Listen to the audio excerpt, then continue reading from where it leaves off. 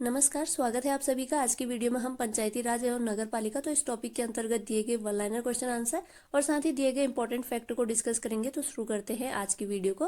तो इसमें पहला प्रश्न है, पंचायती राज की सूची का विषय है। तो पंचायती राज है राज्य सूची का विषय। अगला प्रश्न है, संविधान के 73वें संशोधन द्वारा पंचायतों को निर्दिष्ट किए जाने वाले कार्य किस अनुसूची में वर्णित है। तो 11वीं अनुसूची में।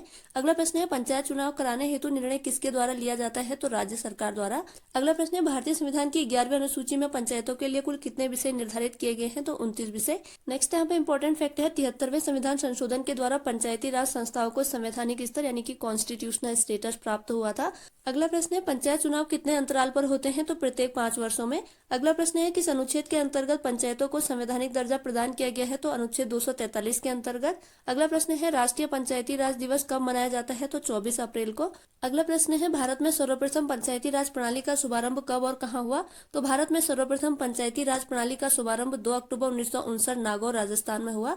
अगला प्रश्न है, त्रिस्तरीय पंचायती राज प्रणाली स्थापित करने की अनुशंसा सर्वप्रथम किस समिति द्वारा की गई थी। तो बलवंत राय मेहता समिति के द्वारा। अगला प्रश्न है, अशोक मेहता समिति ने पंचायती राज के लिए किस प्रतिमान यानी मॉडल की संस्तुति की थी। तो द्विस्तरीय। अगला प्रश्न है, पंचायती राज को किस संशोधन द्वारा स्वशासन की इकाई के रूप में संगठित किया गया। तो भारतीय संविधान के 73वें संशोधन द्वारा। नेक्स्ट यहाँ पर दिया गया है, पंचायती राज व्यवस्था से संबंधित समितियां जो गठित की गई थी। तो बलवंत राय मेहता समिति का गठन हुआ था 1957 में। अशोक मेहता समिति का गठन हुआ था 1977 में। GV.K. राव समिति का गठन हुआ था 1985 में। सिंघवी समिति का गठन हुआ था 1986 में। संस्थानम समिति का गठन हुआ था 1962 में। सादिक अली समिति का गठन हुआ था 1964 में। अगला प्रश्न है, पंचायती राज को संवैधानिक स्थिति प्रदान करने की संस्तुति किस समिति के द्वारा की गई थी। तो LM सिंघवी समिति के द्वारा। अगला प्रश्न है, किन राज्यों में पंचायत समितियों तथा जिला परिषदों को भी करारोपण की शक्ति दी गई है। तो गुजरात, महाराष्ट्र और राजस्थान में। अगला प्रश्न है, ब्लॉक स्तर पर पंचायत समिति का क्या स्वरूप है। तो प्रशासनिक प्राधिकरण।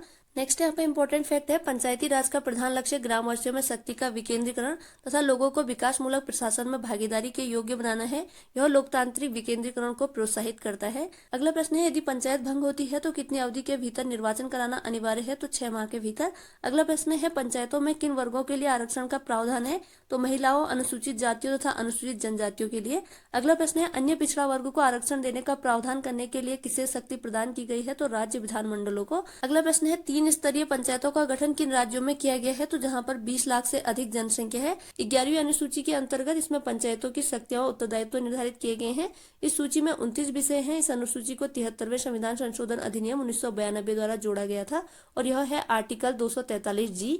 नेक्स्ट है 12वीं अनुसूची। तो इसमें नगर पालिकाओं की शक्तियां तथा उत्तरदायित्व बताए गए हैं। इस सूची में 18 विषय हैं। इस अनुसूची को 74वें संविधान संशोधन अधिनियम 1992 द्वारा जोड़ा गया था और यह है आर्टिकल 243W। नेक्स्ट यहाँ पर इंपॉर्टेंट फैक्ट है, 73वें संविधान संशोधन के अंतर्गत महिलाओं के लिए ग्राम पंचायतों में 33% स्थान आरक्षित किए गए हैं। नेक्स्ट यहाँ पर विभिन्न राज्यों में पंचायती राज संस्थाएं दी गई हैं। तो पंचायतों के स्तर हैं 1 स्तरीय, 2 स्तरीय, 3 स्तरीय और 4 स्तरीय। संस्थाएं और राज्य दिए गए हैं। तो 1 स्तरीय यानी कि ग्राम पंचायत है केरल, जम्मू कश्मीर, त्रिपुरा, मणिपुर और सिक्किम में। 2 स्तरीय में है ग्राम पंचायत और पंचायत समिति और यह है असम, ओडिशा, कर्नाटक और हरियाणा में। 3 स्तरीय में है ग्राम पंचायत, पंचायत समिति और जिला परिषद और यह है उत्तर प्रदेश, बिहार, महाराष्ट्र, आंध्र प्रदेश, हिमाचल प्रदेश, पंजाब, गुजरात, तमिलनाडु, राजस्थान और मध्य प्रदेश में। 4 स्तरीय में है ग्राम पंचायत, अंचल पंचायत, आंचलिक परिषद और जिला परिषद और यह है पश्चिम बंगाल में। तो आपको याद रखना है, 1 स्तरीय में है ग्राम पंचायत, 2 स्तरीय में है ग्राम पंचायत और पंचायत समिति, 3 स्तरीय में है ग्राम पंचायत, पंचायत समिति और जिला परिषद और 4 स्तरीय में है ग्राम पंचायत, अंचल पंचायत, आंचलिक परिषद और जिला परिषद। नेक्स्ट यहाँ पे इंपॉर्टेंट फैक्ट है, गुजरात की त्रिस्तरीय पंचायत संस्थाओं में है ग्राम पंचायत, तालुका समिति और जिला परिषद। मेघालय, मिजोरम, नागालैंड में पंचायतों का गठन नहीं किया गया है। इन राज्यों में 1 स्तरीय जनजातीय परिषदें कार्यरत हैं। अगला इंपॉर्टेंट फैक्ट है, उत्तर प्रदेश में पंचायती राज संस्थाओं में महिलाओं के लिए आरक्षित सीटों की कुल संख्या कुल स्थानों की 1/3 है। अगला प्रश्न है, 73वां संविधान संशोधन अधिनियम का क्या उद्देश्य है। तो इसका उद्देश्य है देश में सशक्त एवं जीवंत पंचायती राज संस्थाओं की स्थापना करना। अगला प्रश्न है, भारत के किस राज्य ने पंचायती राज से संबंधित मामलों की सुनवाई के लिए पृथक अपीलीय न्यायाधिकरण का गठन किया गया है। तो केरल में। अगला प्रश्न है, अनुसूचित जनजातियों यानी ST से परिपूर्ण किस राज्य में अनुसूचित जातियों हेतु आरक्षण का कोई प्रावधान नहीं है। तो अरुणाचल प्रदेश में। अगला इंपॉर्टेंट फैक्ट है, किसी राज्य के राज्यपाल को उस विशेष राज्य की पंचायतों द्वारा विनियोजित हो सकने वाले करों और शुल्कों के निर्धारण के सिद्धांतों के विषय में संस्तुति राज्य वित्त आयोग करता है। अगला प्रश्न है नगरपालिका किस संविधान संशोधन से संबंधित है, तो 74वां संविधान संशोधन अधिनियम। अगला प्रश्न है 73वां संविधान संशोधन किस व्यवस्था को प्रोत्साहित करता है, तो स्वशासन की व्यवस्था को। अगला प्रश्न है राज्य वित्त आयोग का गठन भारतीय संविधान के किस अनुच्छेद के अंतर्गत किया जाता है, तो अनुच्छेद 243 के अंतर्गत। अगला प्रश्न है पंचायत समिति के सदस्य किस चुनाव पद्धति से चुने जाते हैं, तो जनता द्वारा प्रत्यक्ष रूप से। अगला इंपॉर्टेंट फैक्ट है किसी भी बीपीएल परिवार का वयस्क सदस्य महात्मा गांधी राष्ट्रीय ग्रामीण रोजगार गारंटी अधिनियम मनरेगा के अंतर्गत लाभ प्राप्त करने का पात्र होता है। अगला प्रश्न है महात्मा गांधी राष्ट्रीय ग्रामीण रोजगार गारंटी योजना में योजना बनाने, संपादन करने व क्रियान्वयन का उत्तरदायित्व किसका है, तो यह उत्तरदायित्व है ग्राम पंचायतों का। अगला प्रश्न है भारत में किस राज्य में पंचायतों में अल्पसंख्यकों के लिए आरक्षण है, तो आंध्र प्रदेश में। नेक्स्ट यहाँ पर दिया गया है पंचायती राज से संबंधित समितियां संवैधानिकरण के बाद, तो समिति का नाम, अध्यक्ष और वर्ष दिया गया है। तो पहला है पंचायती राज संस्थाओं के अधिकारों तथा प्रक्रियाओं के हस्तांतरण के लिए गठित टास्क फोर्स कार्यदल, तो इसके अध्यक्ष थे ललित माथुर और इसका गठन हुआ था वर्ष 2001 में।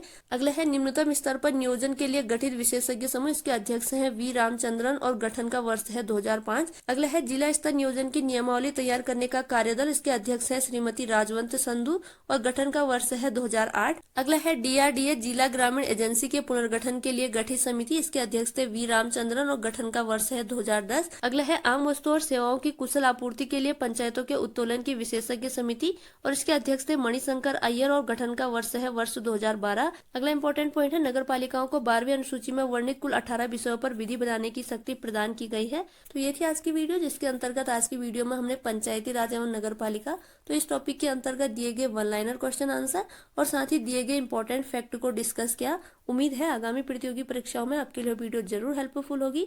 अगर वीडियो पसंद आई है तो प्लीज चैनल को लाइक, शेयर और सब्सक्राइब जरूर कीजिएगा और अपना अमूल्य कमेंट भी जरूर कीजिएगा।